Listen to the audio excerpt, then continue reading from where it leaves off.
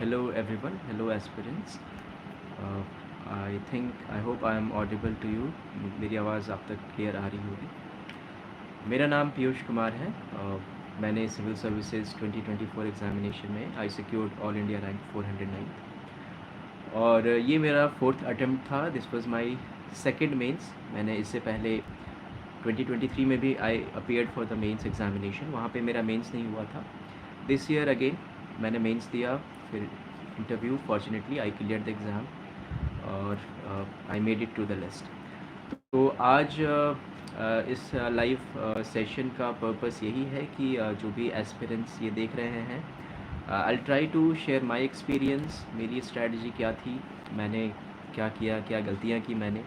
Eight the same time जो बहुत common questions होते हैं एस्पिरेंट्स के, जो तैयारी शुरू करना चाहते हैं या जो कर रहे हैं, जो कॉमन क्वेश्चंस होते हैं उनको भी आई ट्राई टू एड्रेस.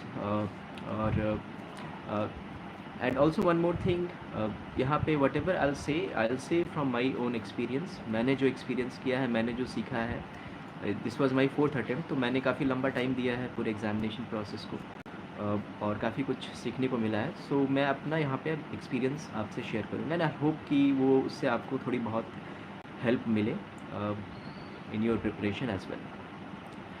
तो लेट्स स्टार्ट अगेन. मैंने अपना इंट्रोडक्शन आपको दिया. This was my fourth attempt. तो मैंने अपना पहला अटेम्प्ट 2020 में दिया था, as far as I remember. काफ़ी टाइम हो गया, so I might make some mistake. पहले दो अटेम्प्ट्स में मेरा प्रीलिम्स क्लियर नहीं हुआ था. And when I look back right now, तो यहाँ पे जो फर्स्ट अटेम्प्ट था, आई थिंक मुझे फर्स्ट अटेम्प्ट में भी I should not have given it, क्योंकि फर्स्ट अटेम्प्ट के बाद मैंने कुछ ऐसे I didn't learn anything from my first attempt. तो जिसके कारण मे बी सेकंड अटेम्प्ट में मैं फिर से प्रीलिम्स मैंने क्लियर नहीं किया. तो मैं कह रहा था कि okay camera, sorry I am not used to this YouTube live streaming.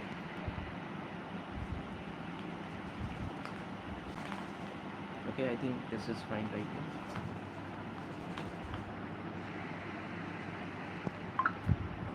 Okay, हाँ. तो एज आई वाज सेइंग कि मैंने पहला दो, in the first two attempts I could not clear prelims examination. तो मेरी लर्निंग ये रही कि जब भी आप प्रिपरेशन शुरू करते हैं, अगर आप फ्रेशर हैं, अगर आप प्रिपरेशन शुरू करने जा रहे हैं, तो कुछ चीज़ें हैं that you have to be aware of, जो आपको माइंड में रख करके चलना है. द फर्स्ट थिंग इज़ कि आप क्यों ये करना चाहते हैं. The why is very important. एक बार अगर वाई क्लियर हो गया, देन हाउ भी आप मैनेज कर सकते हैं. सो ये एग्ज़ामिनेशन में आप क्यों अपेयर होना चाहते हैं, आप क्यों सिविल सर्वेंट बनना चाहते हैं, that is a very important question. तो सबसे पहले इस चीज़ को लेकर के क्लैरिटी होनी चाहिए. Now coming to the how part. So तो आपको सबसे पहला काम ये करना है, जो मैंने नहीं किया था शुरू में. मैंने कुछ स्टैंडर्ड बुक्स लिए, कुछ टॉपर्स को सुना था, उन्होंने कुछ बुक लिस्ट सजेस्ट किए थे, मैंने बस उन्हें उठाया, एक दो बार I just gave it a read and I just appeared for the examination. But यहाँ पे आपको पहले सिलेबस, PYQs, इन सब चीज़ों को देख के फिर आगे बढ़ना है. एग्ज़ाम का डिमांड क्या है, पैटर्न क्या है, इसको समझना बहुत ज़रूरी है. सिलेबस को भी अच्छे से समझना बहुत ज़रूरी है. इसके लिए PYQs आप उठा करके देखिए. अगर आप प्रिपरेशन स्टार्ट करने वाले हैं तो प्रीवियस ईयर क्वेश्चन ज़रूर उठाइए. वहाँ से आपको समझ में आएगा कि कैसे क्वेश्चंस फ्रेम किया जाता है, कितना डेप्थ तक आपको पढ़ाई करनी है. सिर्फ फैक्ट्स नहीं आपको याद करने, और भी चीज़ें होती है, थोड़ा डीप में जा करके पढ़ाई करना होता है. तो ये सब चीज़ें आपको PYQ एनालाइज करके पता चलेगा. ये चीज़ें मैंने अपने फर्स्ट अटेम्प्ट में नहीं की थी, जिसका मुझे खामियाजा भुगतना पड़ा था. आई could not clear.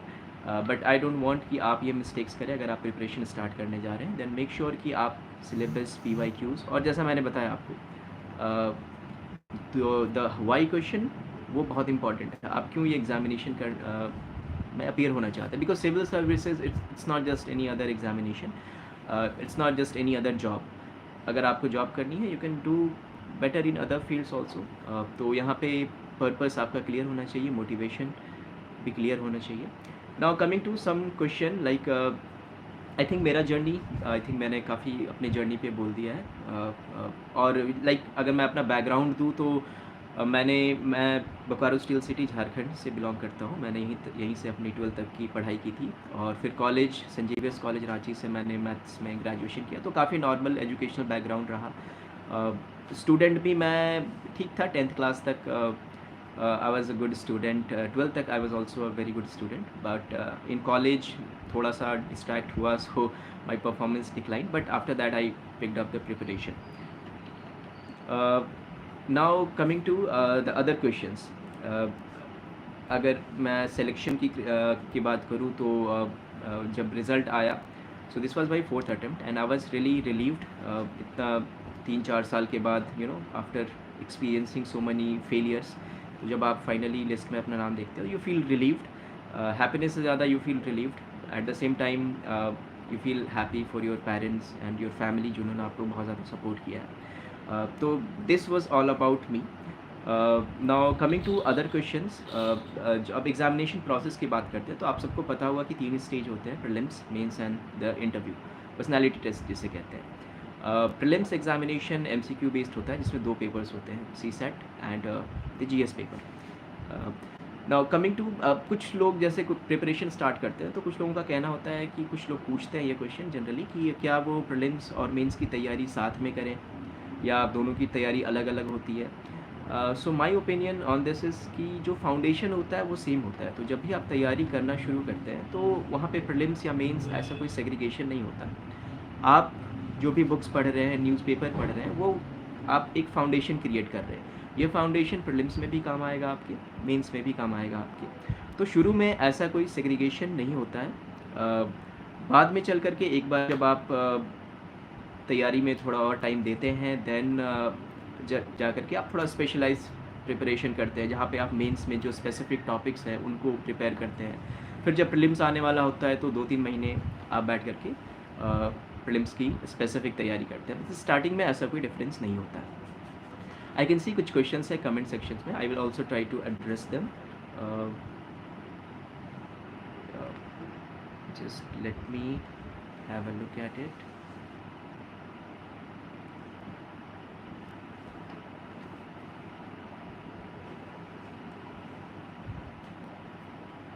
Okay, so मैं शुरू से देखूँगा। How to read books and notes, okay, environment, CSAT, I'll come to these questions one by one. Okay, so मैं बात कर रहा था प्रीलिम्स एग्जामिनेशंस की। Prelims examination is the first stage. तो प्रीलिम्स और मेंस जब आप स्टार्ट करते हैं preparation, so there is no difference between prelims and mains. You build a good foundation, आप अंडरस्टैंडिंग डेवलप करते हैं अपनी। आप चीज़ों को याद करने की कोशिश शुरू में नहीं करते, आप समझने की कोशिश करते हैं। Once you are able to understand things, तो फिर याद करना वो रिवीजन, मल्टीपल रिवीजन के थ्रू धीरे धीरे याद हो जाता है आपको। तो पहले अंडरस्टैंडिंग डेवलप करनी है, जिसके लिए आप स्टार्ट बेसिक से करते हैं। Like you pick NCERTs, newspaper आप पढ़ना शुरू करते हैं। तो ये सब चीज़ें, या कोई भी करंट अफेयर्स का एक मंथली मैगजीन आप पिक कर सकते हैं। तो शुरू में you just have to develop your understanding and slowly then you can move on to next step, like notes making और फिर मेमोराइजेशन, रिवीजन, ये सारी चीज़ें, आंसर राइटिंग, ये बाद में आती हैं। So let me try to address a few question, then I will move forward. Okay, how to prepare CSAT ecological environment. So मैं प्रीलिम्स की बात कर रहा था। प्रीलिम्स में CSAT एक क्वालिफाइंग पेपर, आप सबको पता होगा। मेरा मैथ्स बैकग्राउंड रहा तो मुझे स्पेसिफिकली CSAT की तैयारी करने की ज़रूरत नहीं पड़ी थी, बट आई कैन अंडरस्टैंड कि बहुत सारे लोग जो ह्यूमैनिटीज़ बैकग्राउंड से हैं, या फिर और भी लोग जिनको CSAT में थोड़ा प्रॉब्लम होता है, और CSAT को लेकर के थोड़ा ऐसे फियर भी होता है, because it's a very important paper. अगर आप वो क्वालिफाई नहीं कीजिएगा, then there is no point कि आप GS में कैसा परफॉर्म कर रहे हैं। CSAT के लिए आई वुड सजेस्ट कि आप बेटर होगा कि आप सबसे पहले PYQs उठाएं। PYQ में आप देखें कि किस लेवल के क्वेश्चंस पूछे जाते हैं। अगर मैथ्स पूछा जा रहा है तो क्या लेवल है, up to 10th level, 10th class तक कहीं पूछा जाता है मोस्ट जनरली। तो पहले PYQs उठाएं, आप PYQs को एनालाइज करें। साथ ही जो पैसेजेस पूछे जाते हैं उनको थोड़ा देखिए, कैसे ऑप्शंस कैसे सेट किए जाते हैं पैसेजेस में, किस किस तरह के क्वेश्चंस होते हैं। तो PYQ should be your starting point जब भी आप CSAT उठा रहे हैं। इसके बाद you can buy a standard book. अगर मैं मैथ्स की बात करूँ तो मैथ्स के लिए आपको टॉपिक वाइज, चैप्टर वाइज आपको बुक्स वगैरह मिल जाएंगे, जहाँ पे आप एक जगह पे आपको फॉर्मूला और अलग अलग जो डिफरेंट टाइप्स ऑफ क्वेश्चंस होते हैं, ये सब you can find it at one place. इसके अलावा कुछ कोर्सेज भी आप ज्वाइन कर सकते हैं अगर आपको ज़्यादा प्रॉब्लम होती है मैथ्स में, रीजनिंग में, तो आप कुछ कोर्सेज, कोचिंग की भी कोई मेंटोर है आपका, तो उससे भी आप हेल्प ले सकते हैं।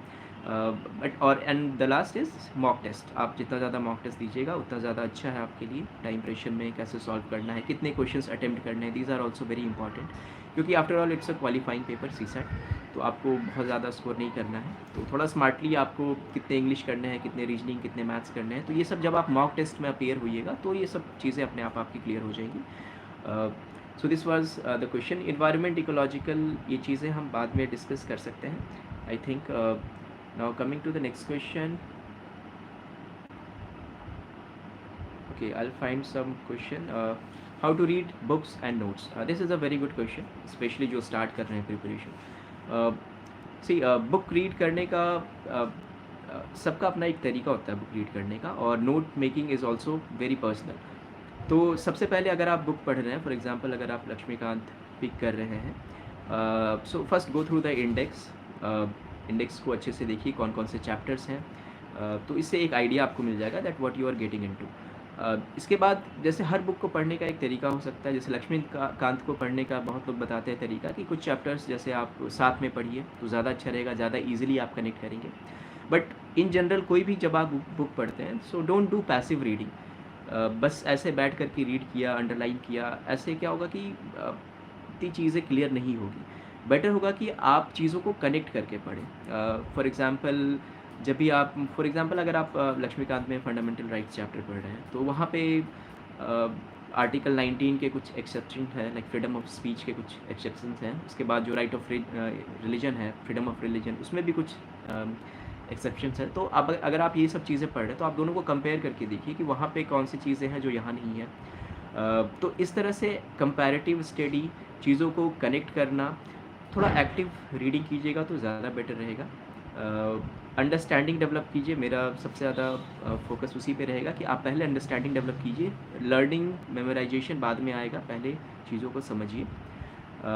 Coming to the next thing, notes making. Notes making हमेशा कंसाइज होना चाहिए, क्योंकि आप नोट्स बना रहे हैं, आप वापस से आपको एक बुक क्रिएट नहीं करना है। So notes should always be concise. At the same time notes जो है वो रीडेबल होना चाहिए, रीडेबल फॉर्मेट में होना चाहिए, टाइम सेविंग होना चाहिए आपके लिए। तो उसके लिए आप कीवर्ड्स, फ्लो चार्ट, डायग्राम्स वगैरह कोशिश कीजिएगा अपने नोट्स में यूज़ करने का, ताकि जब आप दोबारा बैठ करके उसे पढ़ें तो टाइम भी बचे, साथ में you should be able to read it, boring ना लगे आपको। तो ये था नोट्स मेकिंग और इस पे। Now coming to other question.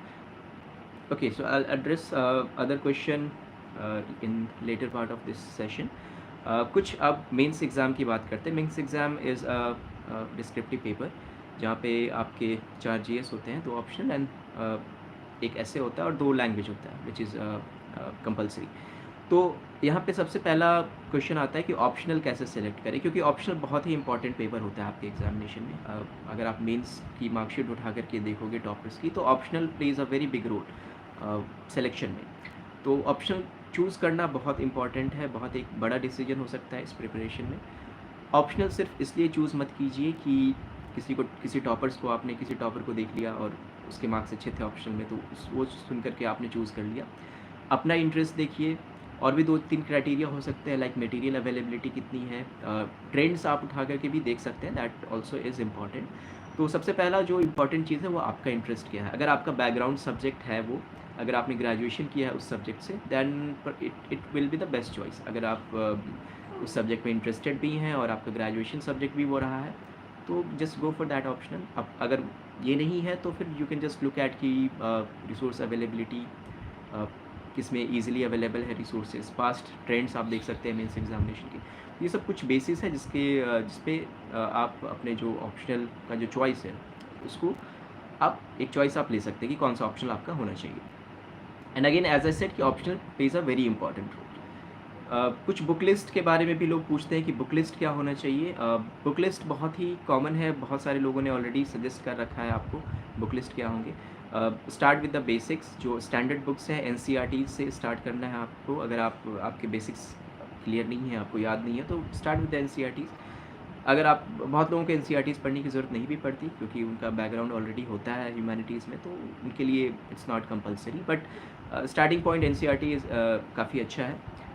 उसके बाद जो स्टैंडर्ड बुक्स हैं, पॉलिटी के लिए लक्ष्मीकांत, स्पेक्ट्रम के लिए स्पेक्ट्रम है, मॉडर्न हिस्ट्री के लिए, ज्योग्राफी के लिए we have the NCERTs 11th-12th का। तो इस तरह के जो स्टैंडर्ड बुक्स हैं उनको आप रखिए अपने पास, उनको मल्टीपल टाइम्स रीड कीजिए। इकोनॉमिक्स के लिए the most important material is the economic survey and the budget.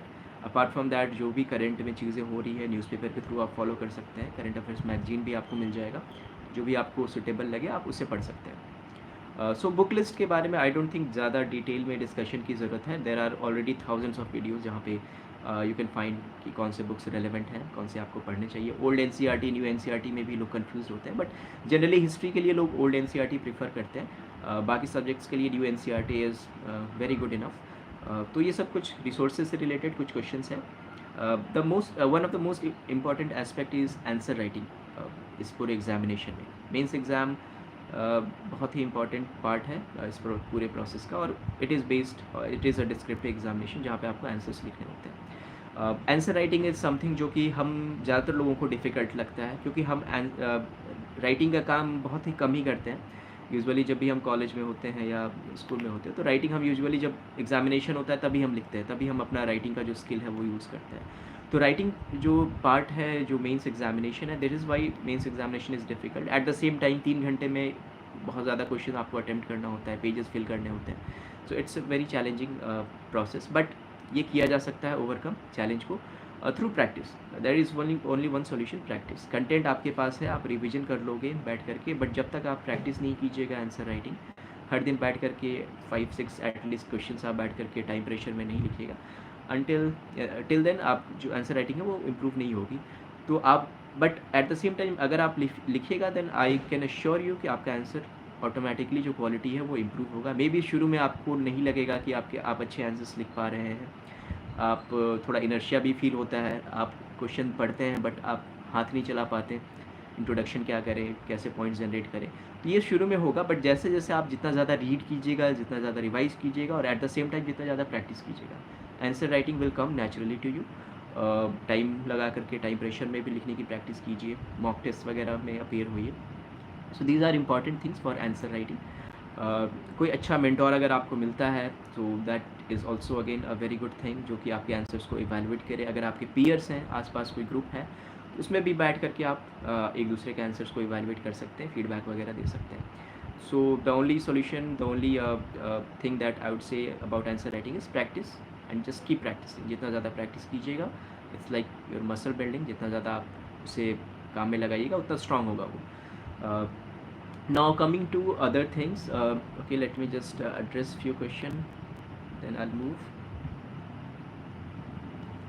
uh, how to read newspaper and time limit should be, ये important question है। न्यूज़पेपर अगेन वेरी इंपॉर्टेंट, आपको पढ़ना चाहिए चाहे आप किसी भी स्टेज में हो एग्जामिनेशन की। न्यूज़पेपर पढ़ना मेरे हिसाब से बहुत इंपॉर्टेंट है। सिर्फ नोट्स बुक्स पढ़ने से एक वो जो अंडरस्टैंडिंग है, एक डीपर लेवल की अंडरस्टैंडिंग जो है वो डेवलप नहीं हो पाएगी आपकी। तो न्यूज़पेपर ज़रूर पढ़िए हर दिन। नाउ कितना टाइम और कैसे पढ़ना चाहिए? न्यूज़पेपर में सब कुछ नहीं पढ़ना है आपको, रेलेवेंट चीज़ें पढ़नी है।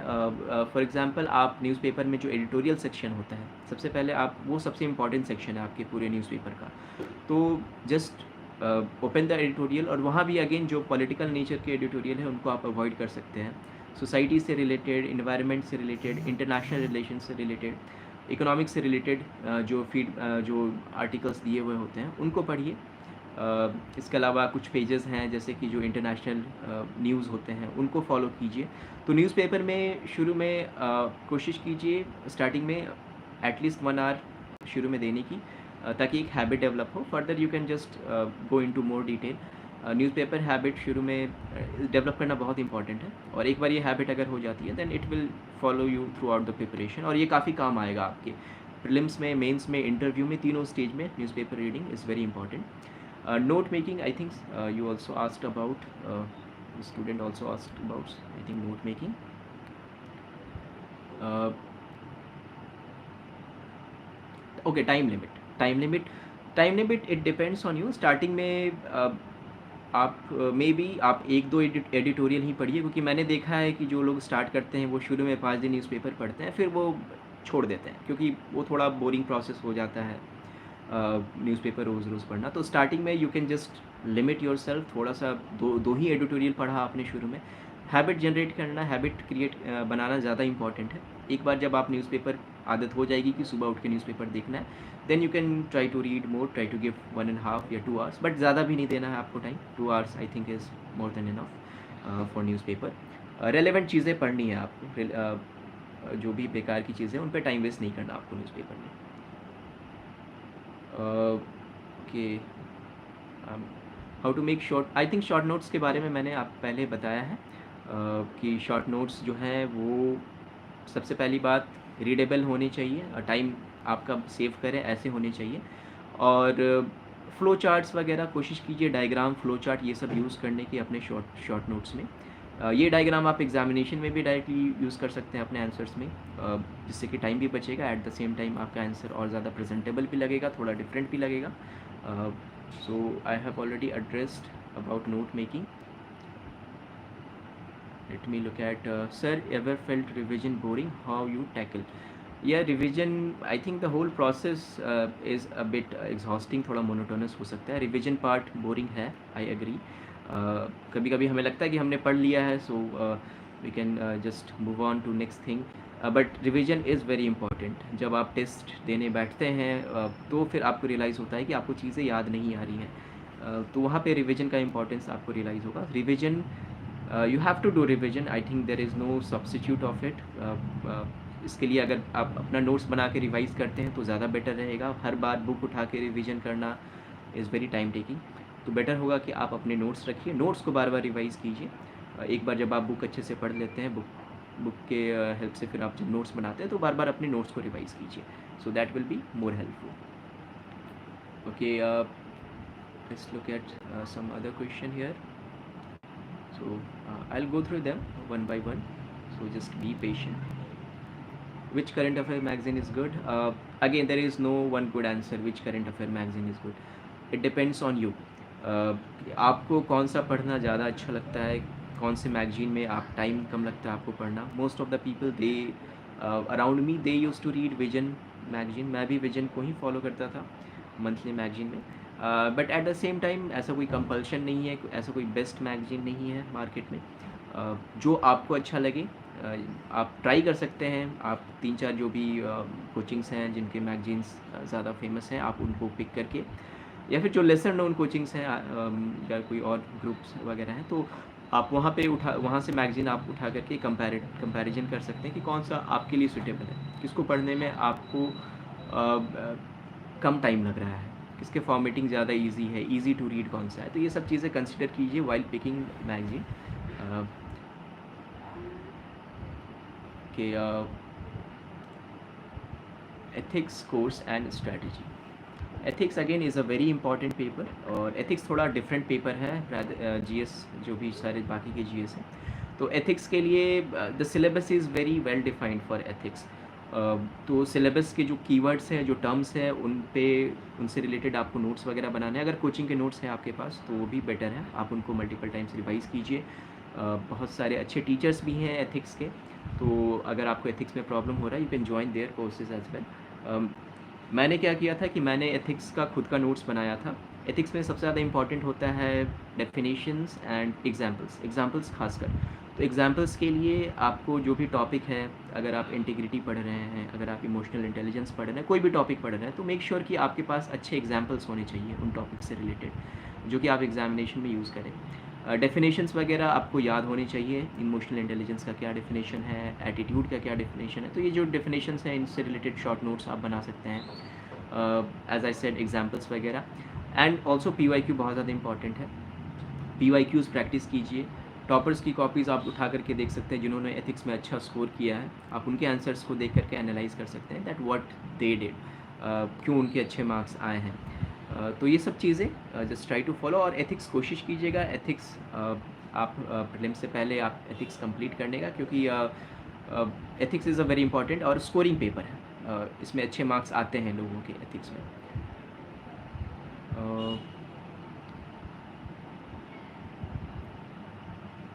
how beginners should start mains preparation and its note making. Okay. uh, so beginners के लिए पहले as I said सबसे important the first step should be reading. थोड़ा सा read करना ज़रूरी है before you write answers. कुछ लोग suggest करेंगे that you should just go and start writing. May be थोड़ा टाइम आप रीडिंग को दीजिए जब तक आपके पास थोड़ा कंटेंट ना हो जाए. इट्स बेटर कि you can wait for 2.5 months into preparation, then you can start writing. Answer writing के लिए again I will suggest PYQs pick कीजिए, सबसे बेटर वही रहेगा. या फिर आप टॉपर्स कॉपीज़ उठा सकते हैं. बहुत सारे पोर्टल्स, कोचिंग के पोर्टल्स पे आपको टॉपर्स के कॉपीज़ मिल जाएंगे, जहाँ पे आप उन्होंने जिस क्वेश्चंस के आंसर्स लिखे हैं उस क्वेश्चन को आप खुद से अटेम्प्ट कीजिए and do a comparative analysis कि आपका आंसर कहाँ है, क्या डिफरेंसेस हैं दोनों के आंसर में. जिन्होंने अच्छा स्कोर किया है, जो टॉपर है, उनका आंसर कैसा है, आपका आंसर कैसा है. तो ये सब चीज़ें अवेलेबल है ऑनलाइन, बहुत सारी चीज़ें, तो वो सब चीज़ें आप कर सकते हैं. आंसर राइटिंग शुरू में जब भी आप करते हैं, सो टेक योर टाइम. पहले ऐसे टाइम प्रेशर में ज़रूरी नहीं है आंसर राइटिंग स्टार्ट करने का. So first take your time. Answer writing के लिए ज़रूरी है कि आपके ब्रेन में एक फॉर्मेट पहले से होना चाहिए. जैसे कि सिंपल लैंग्वेज में बोले तो like when we look at an answer, तो हमारे दिमाग में इंट्रोडक्शन क्या होगा, बॉडी पार्ट क्या होगा एंड देन कंक्लूजन क्या होगा. तो ये चीज़ें अपने आप क्रिएट हो जानी चाहिए before we start writing an answer, क्योंकि हमारे पास टाइम ज़्यादा है नहीं सोचने का. तो आप कंटेंट के साथ साथ जो स्ट्रक्चरिंग है उस पर भी आप फोकस कीजिए. स्ट्रक्चरिंग आपको सिंपल रखना है. यू कैन जस्ट फॉलो कि एक छोटा सा कंक्लूजन देना है आपको, राइट अ हेडिंग, उसके अंदर सब पॉइंट्स लिखिए. अगर 2 हेडिंग चाहिए तो एक और हेडिंग दीजिए, उसके अंदर फिर सब पॉइंट्स लिखिए and then a conclusion. This is the simplest format जो कि आप फॉलो कर सकते हैं. Look at the toppers copy, जो मैंने पहले भी सजेस्ट किया है. आप उससे आपको आइडिया मिलेगा हाउ दे राइट आंसर, और कंपैरेटिव एनालिसिस कीजिए. And again practice, there is no substitute for practice and hard work. आपको खुद से बैठ करके आंसर लिखना पड़ेगा हर दिन. So like that you can improve your answer writing. Okay. Is there any role of smart work? Obviously, of course, there is role of smart work in UPSC. हर बार सिर्फ hard work is not enough, क्योंकि आपके पास time भी कम है, बहुत ज़्यादा syllabus है. So you have to do smart work. I could not recall any such instance right now, but I can give you some general examples smart work का.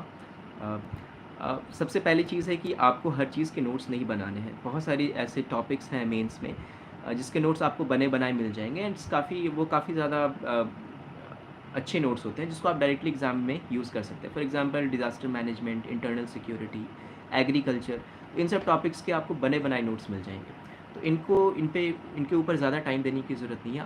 आपको खुद से नोट्स बनाने की ज़रूरत नहीं है. हाँ, आप वैल्यू एडिशन कर सकते हैं, कुछ एग्जाम्पल डेटा अगर लेटेस्ट है तो वो सारी चीज़ें आप ऐड कीजिए. तो हर चीज़ का नोट्स बनाना पॉसिबल नहीं है, फिजिबल नहीं है. तो ये सब कुछ इंस्टेंस है जहाँ पे आप स्मार्ट वर्क कर सकते हैं. आंसर राइटिंग अगर आप बहुत ज़्यादा नहीं कर पा रहे तो ब्रेन स्टॉर्मिंग कीजिए एटलीस्ट. अगर आपने 5 आंसर लिखा है प्रॉपर, तो 5 आंसर्स के लिए आप बैठ करके just do a brain storming. आपने सोचा, बस वर्ड्स स्क्रिबल कर लिए कि मैं इंट्रो में ये लिखूंगा, बॉडी पार्ट में ये लिखूंगा एंड कंक्लूजन में ये कीवर्ड्स वगैरह यूज़ करूँगा. तो ये सब कुछ चीज़ें हैं that you can use to save time and it also will give you good results. Okay.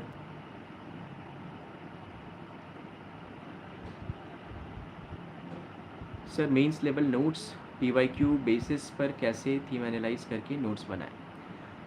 जब आप PYQ एनालाइज करते हैं तो आपको क्या नोटिस करना है? सबसे पहले देखना है कि रिकरिंग थीम्स क्या हैं, कौन से टॉपिक से क्वेश्चंस बार बार आते हैं. खासकर जो स्टैटिक पार्ट है, चाहे वो हिस्ट्री हो या पॉलिटी हो, तो आपको बुक्स भी मिल जाएंगे मार्केट में जिनमें काफ़ी अच्छे से सेग्रीगेट किया हुआ है, टॉपिक वाइज दिया हुआ है क्वेश्चन. तो वहाँ से आप उठा करके टॉपिक्स उठा सकते हैं और फिर टॉपिक के नोट्स बना सकते हैं अलॉन्ग विथ वैल्यू एडिशन. इसके अलावा कुछ टॉपिक्स हैं जो कि बिल्कुल रिपीट होते हैं हर साल, जिससे क्वेश्चंस आते ही आते हैं. May be not directly, but वो टर्म बार बार रिपीट होता है हर दूसरे तीसरे साल. जैसे कि सोसाइटी में वुमेन एम्पावरमेंट से रिलेटेड क्वेश्चंस हर दूसरे तीसरे साल आते ही हैं. एग्रीकल्चर में क्रॉपिंग पैटर्न हो गया. तो ये सब जो भी आप जब PYQ बैठ करके एनालाइज कीजिएगा तो यू विल नोटिस कि रिकरिंग थीम्स हैं. इसके लिए आपको बुक्स भी अवेलेबल है मार्केट में जहाँ पे ये पहले से सेग्रीगेट किया हुआ है, ताकि आपको खुद से ज़्यादा टाइम ना लगाना पड़े. तो ये चीज़ें आप कर सकते हैं. Now coming to some other question, how to improve your writing skill. See there is only one answer to this, it is practice.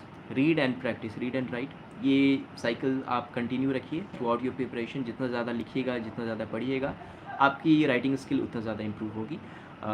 Also as I said before कि अगर कोई इवैल्यूएशन के लिए है आपके पास कोई मेंटोर है या पीयर्स हैं आपके आसपास जो इवैल्यूएट करें, फीडबैक दें, that is also a very good thing.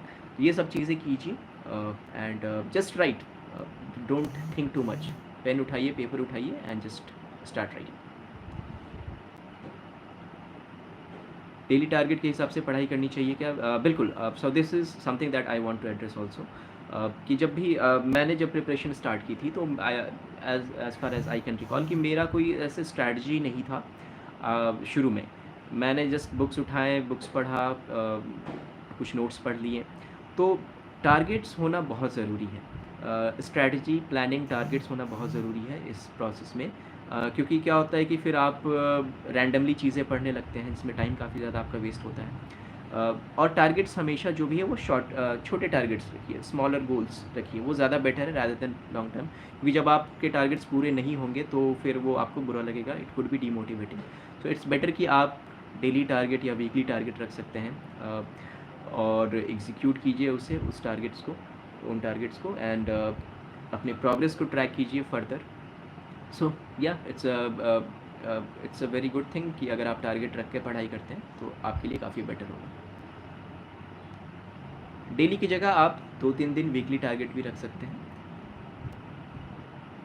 Your strategy in subjects economy, science and tech. So economy is a very like conceptual topic है, कंसेप्चुअल सब्जेक्ट है, जहाँ पे आपकी जो कंसेप्चुअल अंडरस्टैंडिंग है वो बहुत ही अच्छी होनी चाहिए। तो सबसे पहले आपको जो स्टैटिक पार्ट है इकोनॉमिक्स का उसको कवर करना है। जो टर्म्स वगैरह हैं उनके मीनिंग आपको समझ में आने चाहिए, जो भी मैक्रो इकोनॉमिक्स के टर्म्स हैं तो वो आपका समझना सबसे पहले ज़्यादा इंपॉर्टेंट है। तो उसके लिए आप बुक्स रेफ़र कर सकते हैं। बहुत सारे आपको बुक्स मिल जाएंगे, रमेश सिंह है या और भी अभी नए नए बुक्स आए हैं बहुत अच्छे, जो कि एग्जामिनेशन पॉइंट ऑफ व्यू से लिखे गए हैं। तो कोई भी आप एक स्टैंडर्ड बुक पिक कर सकते हैं इकोनॉमिक्स के लिए, उनमें जो भी जो टर्म्स हैं, जो इकोनॉमिक में जो टर्म्स यूज़ किए जाते हैं उनको समझिए, अंडरस्टैंडिंग डेवलप कीजिए सबसे पहले। आफ्टर दैट कुछ जो डॉक्यूमेंट्स होते हैं वो बहुत इंपॉर्टेंट है, इकोनॉमिक सर्वे और बजट, ये दोनों डॉक्यूमेंट्स बहुत इंपॉर्टेंट हैं। तो इनको थॉरोली रीड कीजिए, इनके शॉर्ट नोट्स बनाइए, इन पे बेस्ड आपको एमसीक्यूज़ भी मिल जाएंगे, कुछ मॉक टेस्ट भी आते हैं तो वो भी आप उनको भी लगाइए। इसके अलावा जो अब जब आप क्वेश्चन देखिएगा प्रीलिम्स में खासकर इकोनॉमिक का, तो वो काफ़ी करंट अफेयर बेस्ड होता है क्वेश्चन, स्टैटिक होता है but mostly its current affair based.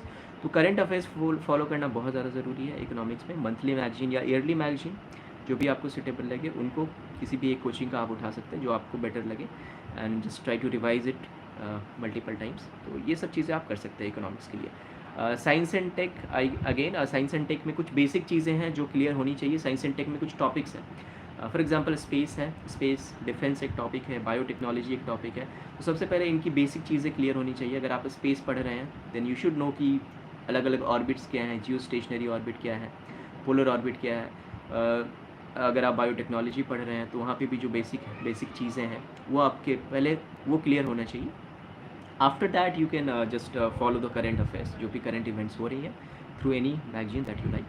तो पहले बेसिक्स पढ़िए, उसके लिए नोट्स या कहीं से भी आप if you can find some notes और सम मेंटोर तो इट्स गुड फॉर यू।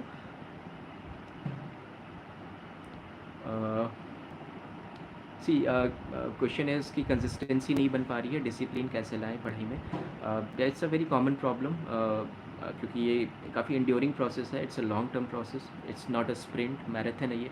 तो आपको अगेन एज आई सेड कि छोटे टारगेट्स लेकर के अगर आप चलिएगा तो ज़्यादा बेटर होगा आपके लिए। If needed take a break, week में किसी एक दिन you can take a break mentally, कुछ और आप कर सकते हैं, फ्रेंड्स से बातें कीजिए, फैमिली फ्रेंड्स, थोड़ा टाइम कहीं और स्पेंड कीजिए so that you can gate recharged. तो इसका एक ही सॉल्यूशन या जो सॉल्यूशन मेरे पास है, again set smaller targets, track your progress, and apart from your studies also focus also on the other aspects like your social life, friends, family, इन सब लोगों से भी कनेक्टेड रहिए, so that helps। एक जो मोनोटोनिटी है, जो मोनोटोनस प्रोसेस है, उसको ब्रेक करने में ये काफ़ी हेल्प करता है, so you can try that।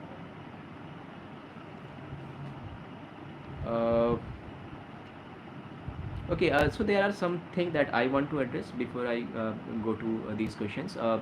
कुछ questions होते हैं, जैसे कुछ doubts होते हैं, like कोचिंग ज्वाइन करना ज़रूरी है, दिल्ली जाना ज़रूरी है, ये सब भी बहुत इंपॉर्टेंट क्वेश्चंस हैं जो कि जो खासकर जो स्टार्ट कर रहे हैं उनके लिए बहुत ज़्यादा मैटर करता है। तो कोचिंग की अगर मैं बात करूँ तो see coaching is it's a tool.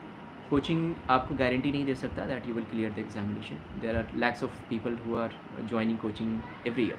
So coaching is just a tool. तो ये आप पे डिपेंड करता है। अगर आपको लगता है that you have that self discipline आपके अंदर हैं, आप फोकस्ड होकर प्रिपरेशन कर सकते हैं, या फिर there is someone to guide you, तो you can avoid coaching. But at the same time अगर आप फोकस्ड तैयारी करना चाहते हैं, अगर आपको लगता है कि आप ऐसे खुद से तैयारी नहीं कर पा रहे हैं, आपका ज़्यादा टाइम वेस्ट हो रहा है, रिसोर्सेज आपको नहीं मिल रहे हैं, then in that situation coaching is helpful. Mentors are very helpful. मुझे खुद हेल्प मिली है in specially in the mains examination. Prelims तक मैंने खुद से ही प्रिपेयर किया है, बट मेंस में दिस ईयर मैंने ज्वाइन किया था टू द IAS हब मैंने ज्वाइन किया था to improve my answer writing. तो मुझे पर्सनली हेल्प मिला। सो अगेन इट डिपेंड्स कि आपको आपकी क्या ज़रूरत है, what is your need. There is no any such thing कि कोचिंग आपने ज्वाइन किया तो आपकी सिलेक्शन हो जाएगी, और या फिर कोचिंग ज्वाइन नहीं करना चाहिए। There is no answer to that. It depends कि आपकी क्या ज़रूरत है, आपको क्या चाहिए। So try to think about that and then join coaching. Daily आना नहीं आना, इट्स आई थिंक डेली आना अभी के टाइम में इट्स नॉट नेसेसरी। आप घर पे बैठ करके ईज़िली तैयारी कर सकते हैं, रिसोर्सेज काफ़ी अच्छे से अवेलेबल हैं online.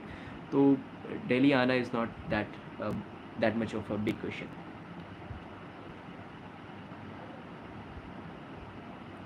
Okay, let's look at some other question. Optional कब तैयार करना है? ओके, प्रीलिम्स के बाद या GS के साथ साथ? प्रीलिम्स के बाद यूल हार्डली हैव 3 मंथ्स, 3 महीने से कम टाइम होता है, तो ऑब्वियसली ऑप्शनल आप प्रीलिम्स के बाद तैयारी नहीं कर सकते। आप जब आप जैसे अगर आप 2026, किसी ने क्वेश्चन भी पूछा था, आई सॉ इट, कि 2026 का अगर आप टारगेट कर रहे हैं, तो अगर आप 2026 फॉर एग्जांपल आप नेक्स्ट ईयर टारगेट कर रहे हैं, तो इट इज़ इम्पॉर्टेंट कि आप ईयर के एंड तक आपका ऑप्शनल कंप्लीट हो जाना चाहिए। ऑप्शनल एथिक्स जैसे सब्जेक्ट्स हैं, इनके जो इनका एटलीस्ट एक आइट्रेशन आप कर दीजिए रीड के साथ साथ नोट मेकिंग भी आप कर लीजिएगा तो ज़्यादा बेटर होगा। जब आप एक बार प्रीलिम्स एग्ज़ाम क्लियर कर लेते हैं तो you should just focus on revising those notes and practicing answer writing. तो ऑप्शनल को जितना जल्दी आप प्रिपेयर कीजिएगा उतना अच्छा है आपके लिए। डो नॉट लीव इट कि प्रीलिम्स एक बार क्लियर होगा फिर मैं ऑप्शनल कर लूँगा या कर लूँगी, काफ़ी ज़्यादा डिफ़िकल्ट हो जाएगा मैनेज करना। तो GS के साथ साथ ही आप ऑप्शनल भी प्रिपेयर कीजिए। So these are the few questions जो मुझे यहाँ दिखें। एंशियंट हिस्ट्री के लिए कहाँ से स्टार्ट करूँ? तमिलनाडु, ओके। मिडीवल के लिए सही है क्या? तमिलनाडु बोर्ड का जो बुक है it's a good book, start करने के लिए अच्छा है। ऑल्दो अभी जो क्वेश्चंस पूछे जाते हैं हिस्ट्री के काफ़ी रैंडम होता है, काफ़ी डीप कभी कभी होता है, it can be asked from anywhere. तो आप अगर शुरू कर रहे हैं हिस्ट्री पढ़ना then you can pick up Tamil Nadu book. वहाँ पे काफ़ी अच्छे से आपको चैप्टर वाइज मिल जाएगा। It is easy to read, time ज़्यादा नहीं लगेगा, तो वहाँ से आप स्टार्ट कर सकते हैं। इसके अलावा जो ओल्ड NCERT है उनको उठा करके RS शर्मा की बुक है वो सब रीड कीजिए and also focus on the previous year questions. वहाँ से आपको थोड़ा हिंट मिल सकता है कि किस तरह के क्वेश्चन पूछे जाते हैं। कभी कभी रिपीट भी होते हैं questions, not directly but terms वगैरह रिपीट होते हैं, जो थीम्स हैं वो रिपीट होते हैं। तो ये सब चीज़ें आप कर सकते हैं हिस्ट्री के लिए। फोकस ऑन NCERT काफ़ी इंपॉर्टेंट है स्पेशली फॉर हिस्ट्री। और मॉडर्न हिस्ट्री के लिए for ancient and medieval history, modern history के लिए we have a spectrum. So I think spectrum is enough, more than enough for your modern history preparation. Current affairs के लिए as I said, कोई भी along with newspaper किसी भी एक coaching का आप मैगजीन उठा सकते हैं, जो मंथली मैगजीन आता है, just to stay in touch. But again जब प्रीलिम्स आने वाला होता है देन जो ईयरली कंपाइलेशन होता है you can pick that up और फिर उसको मल्टीपल टाइम्स कोशिश कीजिए रिविजन करने की। सो this is again current affairs काफ़ी वेग एक टॉपिक है, इसमें कहीं से भी कुछ भी पूछा जा सकता है। करंट कितना करंट पूछा जा सकता है, this is also not clear. कभी कभी करंट की जगह कंटेम्प्रेरी चीज़ें भी पूछी जा सकती है, 2 साल पहले 3 साल पहले की चीज़ें पूछ सकते हैं वो आपसे। तो ऐसा कोई यहाँ डिफाइंड नहीं है current affairs, but the best you can do is you can just follow newspaper for the at least last 1 year. साथ ही जो करंट अफेयर मैगजीन्स वगैरह आते हैं ये सब आप फॉलो कर सकते हैं। So these are the few questions I think. इसके अलावा बाकी चीज़ें मैंने एड्रेस कर दी हैं. Let me see if there is any new question. अच्छा मोमेंट कौन सा? Okay, obviously the best moment was finding my name in the list after 4 years of preparation. तो वो सबसे बेस्ट मोमेंट रहा अभी तक का मेरा. फर्दर अटेम्प्ट्स मुझे देने हैं, but I am not appearing this year. I am just taking a break this year. Maybe I will try again next year. So history पढ़ते हुए ज्योग्राफी भूल जाते हैं. या it happens with all of us. जब हम एक subject पढ़ते हैं तो दूसरा छूटने लगता है, या हमें ऐसा लगता है कि हम वो भूल रहे हैं. आपको मैनेज करना होगा, आपको हर सब्जेक्ट के लिए टाइम निकालना होगा. कि ऐसा नहीं कि एक वीक तक बैठ के किसी एक सब्जेक्ट को ही पढ़ते रहें, दूसरा सब्जेक्ट छोड़ दिया बिल्कुल से. तो आपको सब्जेक्ट्स को साथ में लेकर के चलना होगा. इसके लिए अगेन एज अ सेड टारगेट्स बनाइए, रूटीन बनाइए कि आपको वीक में किस दिन कितने दिन कौन से सब्जेक्ट्स को देने हैं, और सबको साथ लेकर के चलना है. किसी एक सब्जेक्ट के भरोसे या किसी 2 सब्जेक्ट के भरोसे आप एग्ज़ाम क्लियर करना बहुत मुश्किल है, चाहे वो प्रीलिम्स हो या मेंस हो. आपको सारे सब्जेक्ट्स पे फोकस करना होगा, because again you never know कि क्वेश्चन कहाँ से पूछे जाएंगे. हो सकता है आपने मॉडर्न हिस्ट्री बहुत अच्छे से पढ़ा and there will be some random question from modern history, या फिर क्वेश्चन ही बहुत कम पूछे गए. तो आपको सारे सब्जेक्ट्स को साथ में मैनेज करके चलना पड़ेगा. उसके लिए again make a strategy, routine बनाइए and follow it. So these are the few questions जो मुझे मिले. आई थिंक मैंने एड्रेस किया है. If I can find some other question.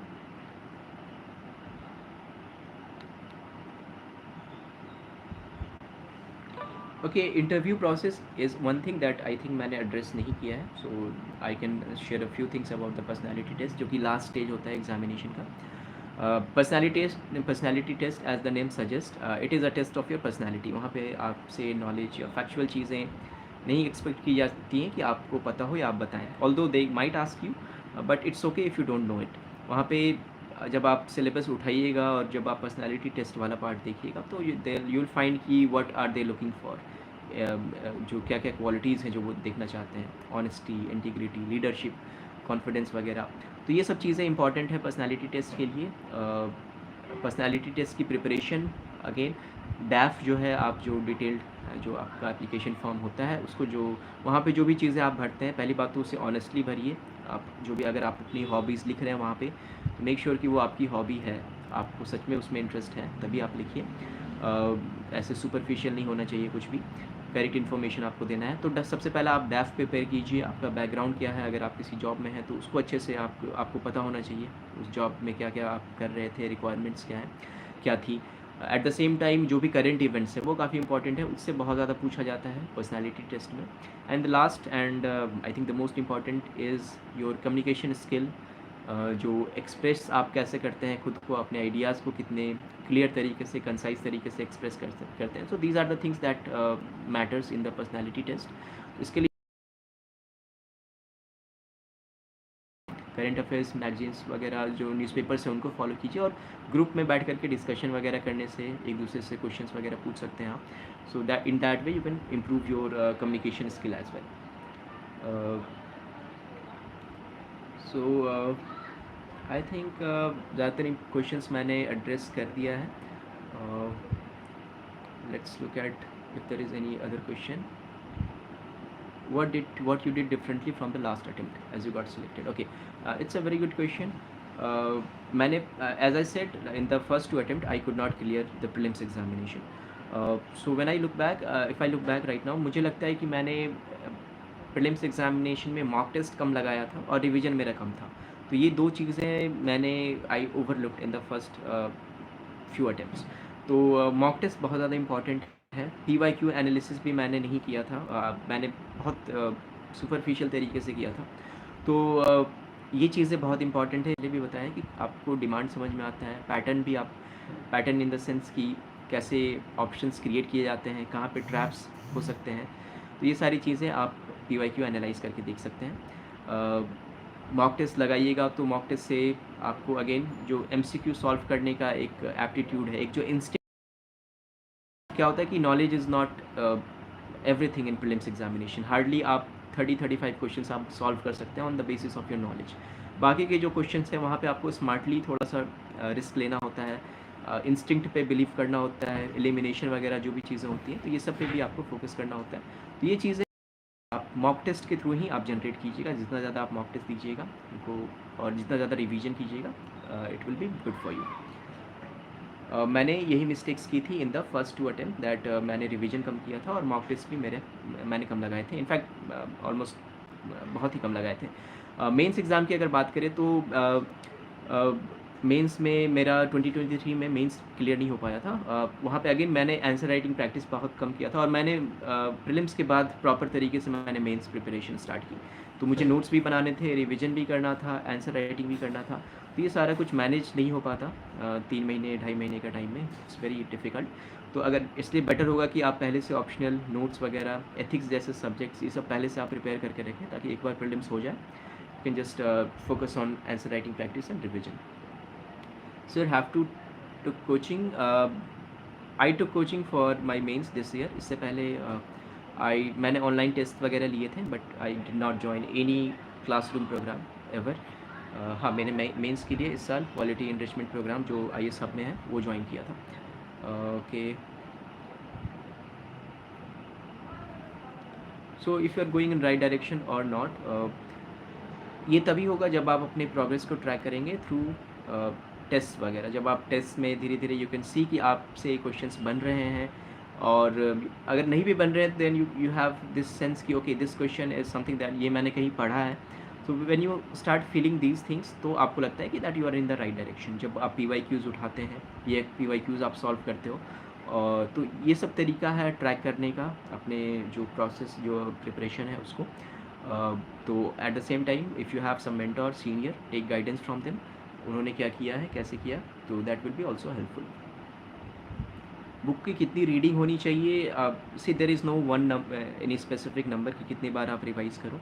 कुछ बुक्स हैं जिनका रिवीजन जितना ज़्यादा करोगे उतना अच्छा है, लाइक लक्ष्मीकांत, स्पेक्ट्रम, NCERTs, खासकर हिस्ट्री वगैरह के जो NCERTs हैं, तो इनके रिविजन्स आपको प्रीलिम से पहले काफ़ी बार करने हैं.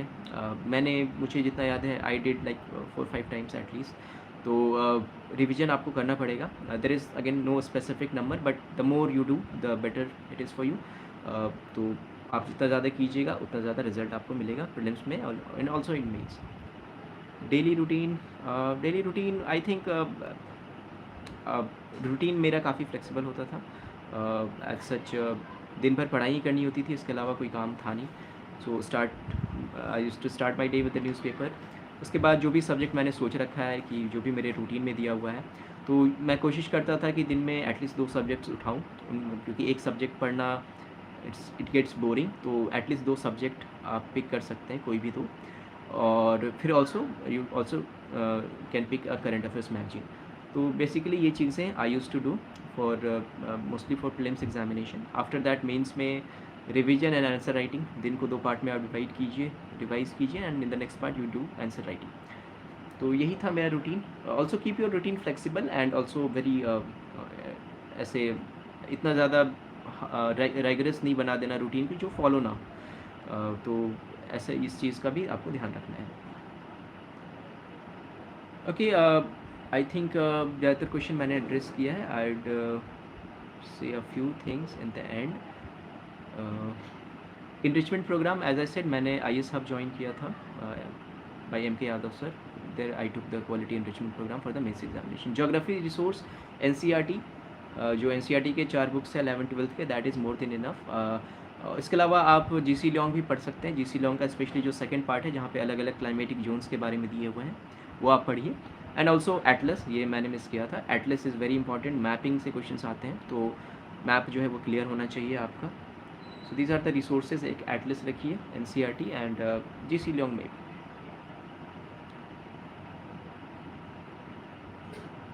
ऑप्शनल, मेरा ऑप्शनल PSIR था, बट ऑप्शनल के लिए सबसे ज़्यादा ज़रूरी है आपके खुद के नोट्स होने चाहिए.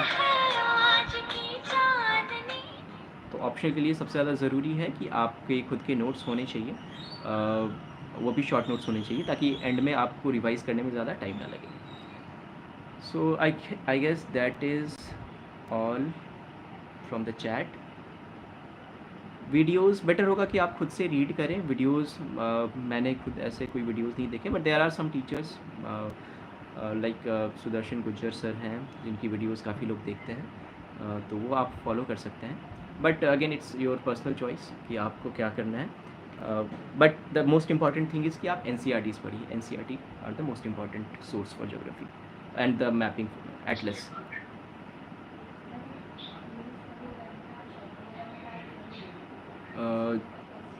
Okay, so there is question like मेरे सिलेबस ख़त्म है, मैं अगर 7 मंथ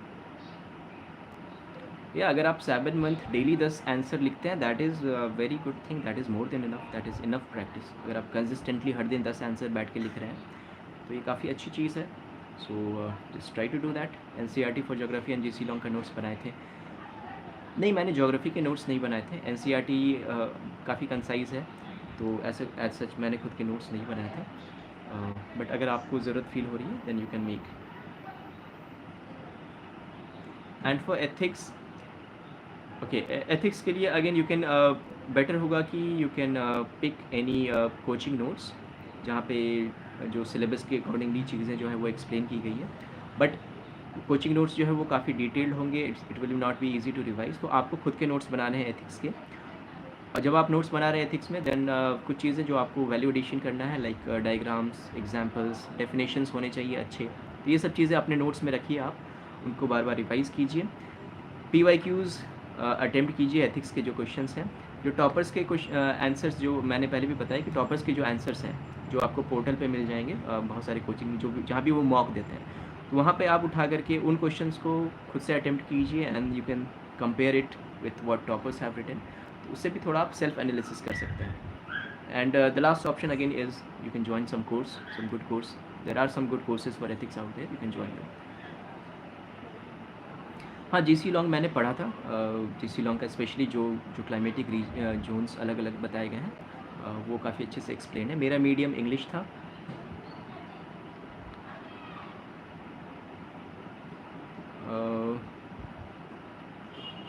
ओके, आप वीडियो, अगर आप वीडियो की बात कर रहे हैं, अगर आपको लेक्चर्स वगैरह देखने हैं, सो सी मैंने personally I can not suggest any one, क्योंकि मैंने खुद ज्वाइन नहीं किया है कभी। तो so you can take, it's better कि आप किसी और का सजेशन ले सकते हैं जिन्होंने ज्वाइन किया है किसी कोर्स को। कुछ टीचर्स हैं एथिक्स के लिए who are like very well known. तो आई थिंक एक पीयूष सर हैं, या फिर there is Mudit Bansal sir. तो आप इनके भी ट्राई कर सकते हैं, वीडियोस देख सकते हो आप कुछ, अगर आपको बेटर लगे तो।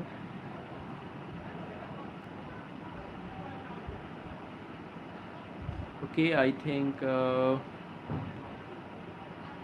Sources for ethics, see better होगा कि आप नोट्स उठाइए, आपको नोट्स मिल जाएंगे कोचिंग के नोट्स, तो वो ज़्यादा बेटर होगा rather than picking up a book. Book हैं आपके लेक्सिकॉन जैसे बुक्स हैं, या और भी बेटर बुक्स हैं, but if you can get your hands on some coaching notes तो वो ज़्यादा बेटर होगा आपके लिए। बट खुद के नोट्स ज़रूर प्रिपेयर कीजिएगा, उसमें वैल्यू एडिशन वगैरह कीजिएगा, तो वो ज़्यादा बेटर रहेगा।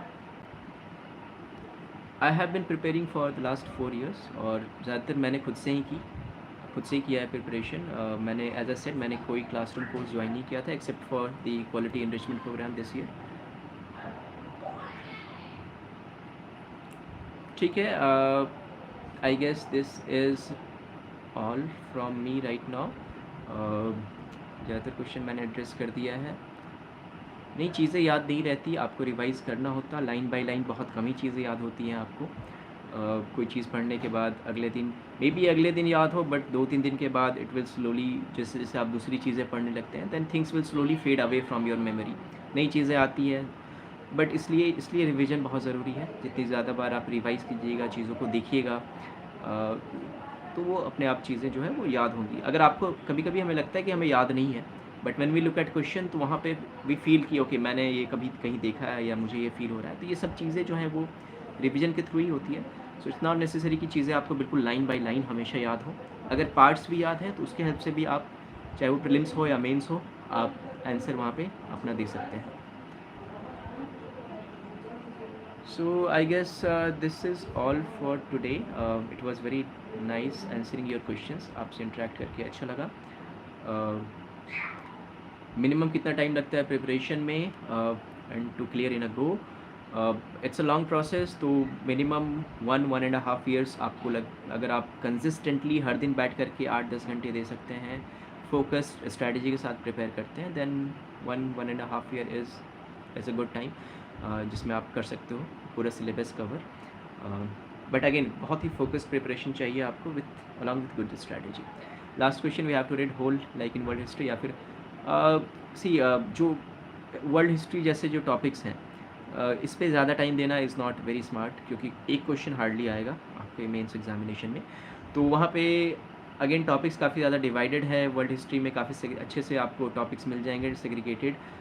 कुछ जो इंपॉर्टेंट चीज़ें हैं like the 2 world Wars, industrial revolution, renaissance, ये सारी चीज़ें हैं, unification of the countries.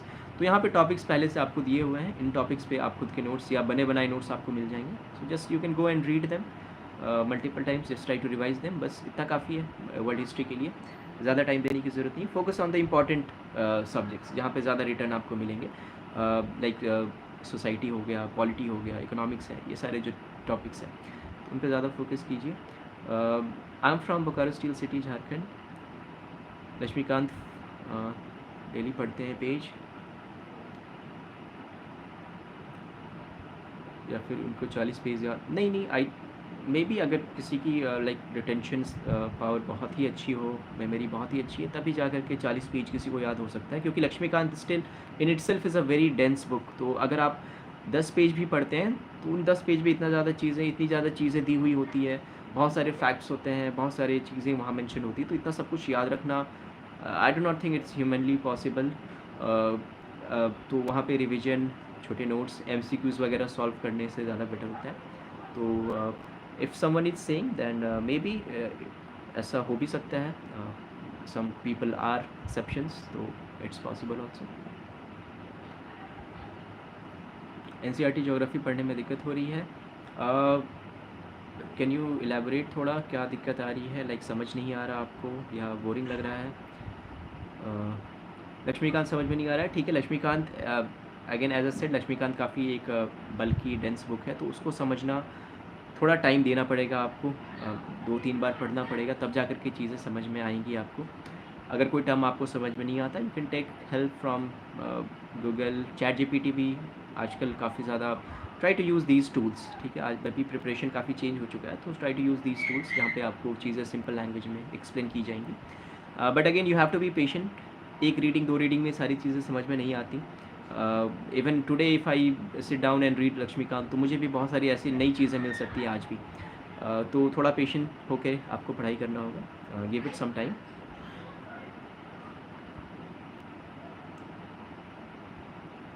My background, I did maths graduation, maths honors from St. Xavier's Ranchi. So I had a pretty average background, I think. ऐसे कोई बड़ा college कोई ऐसा था नहीं मेरा, मतलब नॉन टेक्निकल बैकग्राउंड. कैसे पढ़ना NCERT ज्योग्राफी? NCERT ज्योग्राफी कैसे पढ़ना है, I think just start with the physical geography, जो सबसे मोटा बुक है, ब्लू कलर की जो बुक आती है, वहाँ पे आप उठाइए बुक को. And also supplement it with videos. जैसे अगर आप कोई प्रोसेस पढ़ रहे हैं, अगर वहाँ पे एल नीनो, एनसो जैसे फिनोमिना अगर आप कहीं पे मेंशन होता है, तो उस पर एक यूट्यूब वीडियो ज़रूर देखिए, तब जाके ज़्यादा क्लियर होता है. ज्योग्राफी अगेन थोड़ा सा इमेजिनेशन यहाँ पे लाना पड़ता है ज्योग्राफी में. डायग्राम वगैरह NCERTs में इतने क्लियर नहीं मेंशन होते हैं, तो वहाँ देख करके समझना पॉसिबल नहीं है अच्छे से.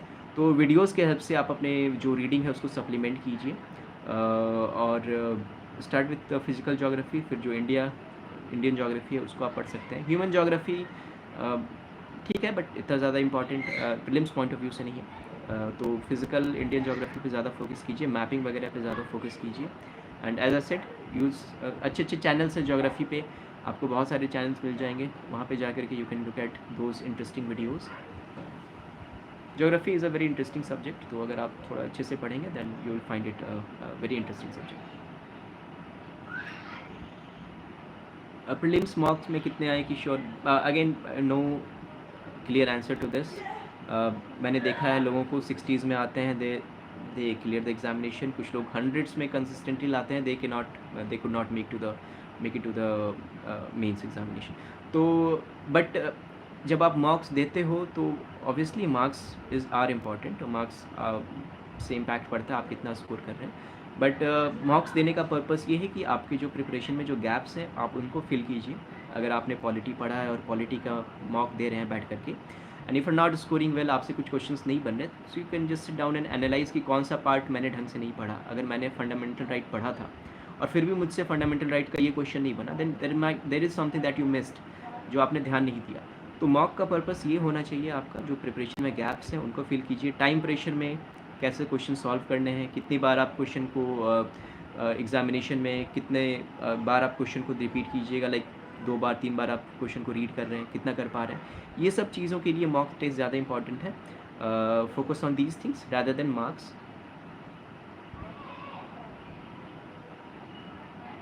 Art and culture, Nitin Singhania is a very although bulky book, आपको पूरी पढ़ने की ज़रूरत नहीं है, you can focus on some parts. NCERT भी इम्पॉर्टेंट है, एनसीईआरटी से भी क्वेश्चंस पूछे जाते हैं, but I think one book Nitin Singhania is more than enough. Economics के लिए कोई भी एक स्टैंडर्ड बुक उठाइए जहाँ पे बेसिक कंसेप्ट्स आपके मेंशन हो, चाहे वो रमेश सिंह हो या कोई और जो भी दूसरे ऑथर हैं। I cannot recall, not able to recall the names right now, but उनके कोई भी आप बुक्स उठा सकते हैं। अलॉन्ग विद दैट जो इकोनॉमिक सर्वे आता है, बजट आता है और करंट अफेयर्स, इन सब चीज़ों पे आपको ध्यान देना है, फोकस करना है। करंट अफेयर्स के लिए best strategy, try to follow newspaper, read कीजिए हर दिन। एट द सेम टाइम किसी भी एक कोचिंग का आप मैगज़ीन उठा सकते हैं, उसको फॉलो कीजिए। I followed vision monthly magazine, तो उसको फॉलो कीजिए, that is I think more than enough. ज़्यादा करंट अफेयर्स के पीछे भागने की ज़रूरत नहीं है, just focus on your static part, वहाँ पे आपको वो ज़्यादा बेनिफिशियल रहेगा आपके लिए। करंट अफेयर्स बहुत ही रैंडम है, they might ask anything, so don't run behind too many sources, too many materials for content। 6 to 12 NCERT पढ़नी पड़ती है क्या? Again depends on you. अगर आपको शुरू से स्टार्ट करना है, बेसिक्स समझने हैं आपको, then it's a very good thing कि आप 6 से स्टार्ट कीजिए एनसीईआरटीज़ पढ़ना। 12th के एनसीईआरटीज़ तो आई थिंक सबको पढ़ने चाहिए, specially subjects like history, geography, macro economics, तो ये तो सबको पढ़नी चाहिए। बट 6 क्लास से पढ़ना है या नहीं पढ़ना है, इट डिपेंड्स कि आपकी अंडरस्टैंडिंग कितनी है, आपने आपका बैकग्राउंड क्या है। तो अगर आपको पहले से चीज़ें क्लियर हैं, then you can avoid it. But अगर आपको लगता है कि that you have to start from the scratch, then it's good to start from standard 6। Okay, so I guess this is where we wrap up the session for today. So thank you for joining। बहुत ही अच्छा experience रहा मेरे लिए आप लोगों के questions को address करना। I hope I help in some way. Okay, so there is one, so this is the last question that I'll try to answer। Last 2 questions. मैं जॉब कर रहा हूँ, जॉब के साथ लोग मैनेज करते हैं, तो ये आपको टाइम निकालना पड़ेगा, but all I can say is it is manageable. There are many examples जहाँ पे लोग जॉब के साथ फर्स्ट अटेम्प्ट में लोगों ने निकाला है examination with very good rank, like 2 digit rank. तो it's totally possible. Now it depends on you कि आप कैसे टाइम निकाल रहे हैं। जॉब के बीच में भी अगर आपको फ्री टाइम मिल रहा है तो आप फ़ोन निकाल के कुछ चीज़ें कर रहे हैं, रिवाइज कर रहे हैं, कुछ MCQ सॉल्व कर लिया, और साथ ही if you can afford it, you should have some good mentorship, तो उससे भी आपको काफ़ी हेल्प मिलेगा, टाइम सेव होगा आपका। तो ये सब चीज़ें आप कर सकते हैं along with job. It's always challenging job के साथ प्रिपेयर करना, विदाउट जॉब प्रिपेयर करना इज़ चैलेंजिंग, क्योंकि सिलेबस इतना बड़ा है। सो आई कैन अंडरस्टैंड कि जॉब के साथ प्रिपेयर करना is challenging, but it's very much possible. So just as I said कि टाइम निकालिए, मेंटरशिप अगर अच्छा ज्वाइन कर सकते हैं तो कीजिए, उससे भी आपका काफ़ी टाइम बचेगा, फोकस प्रिपरेशन आप कर पाएंगे। 9 to 12 इफ़ आई रीड, क्योंकि रिपीट हो जाता है पर्सनल सेटिस्फैक्शन के लिए। ठीक है, अगर आप सी एज आई सेड कि 11th 12th का पढ़ना बहुत इंपॉर्टेंट है, वो आप उसको आप अवॉइड नहीं कर सकते। बाकी चीज़ें इज़ ऑप्शनल। 9th का पढ़ना, 10th का पढ़ना, स्पेशली सब्जेक्ट्स लाइक जोग्राफी या फिर पॉलिटी, क्योंकि आप पॉलिटी में भी बहुत ज़्यादा कुछ नहीं मिलेगा। हाँ, कंसेप्चुअल क्लैरिटी के लिए अच्छा है पॉलिटी, कंटेंट आपको आंसर राइटिंग के लिए भी मिल सकता है वहाँ पे अच्छा, but again it's not necessary. From first year of graduation in BA Political Science. Okay, it's not clear आपने क्या पूछा है यहाँ पे. Okay, so I guess we will wrap up this session. Thank you all for joining, and I hope for 2026 what should be the timeline. I think अगर आप 2026 target कर रहे हैं then you should start optional right now. जितनी जल्दी आप शुरू करेंगे उतना अच्छा है. तो आप अभी से शुरू कीजिए. जितना जल्दी आप शुरू करके ख़त्म कीजिएगा उतना ज़्यादा टाइम मिलेगा दूसरी चीज़ों के लिए, आंसर राइटिंग के लिए. So the earlier you start that better it is. मैंने आंसर राइटिंग कब से शुरू किया था? सी इन 2023 मेंस मैंने प्रीलिम्स के बाद शुरू किया था proper answer writing. Although I had experience of writing, I used to write random stuffs all the time, but proper answer writing मैंने प्रीलिम्स मेरा क्लियर हुआ था तब शुरू किया था, and that did not work for me. तो उसके बाद फिर मैंने थोड़ा और एक्स्ट्रा टाइम दिया. सो इट्स बेटर कि आप इस आंसर राइटिंग को प्रीलिम्स के बाद के लिए ना छोड़ें. आंसर राइटिंग पहले से प्रैक्टिस करना शुरू कीजिए. जब आपको लगता है that you have read few things, जब आपके पास थोड़ा बहुत कंटेंट है, you can start writing answers. तो you can do that. So I guess this is all for this session. I'll wrap up it right now. Again, thank you for joining everyone. I hope to interact with you guys soon again. And thank you for UPSC Times. They gave me this platform to interact with you. So see you guys again very soon. And all the best आप सबको जो भी आप appear हो रहे हैं इस बार या next year. So thank you again.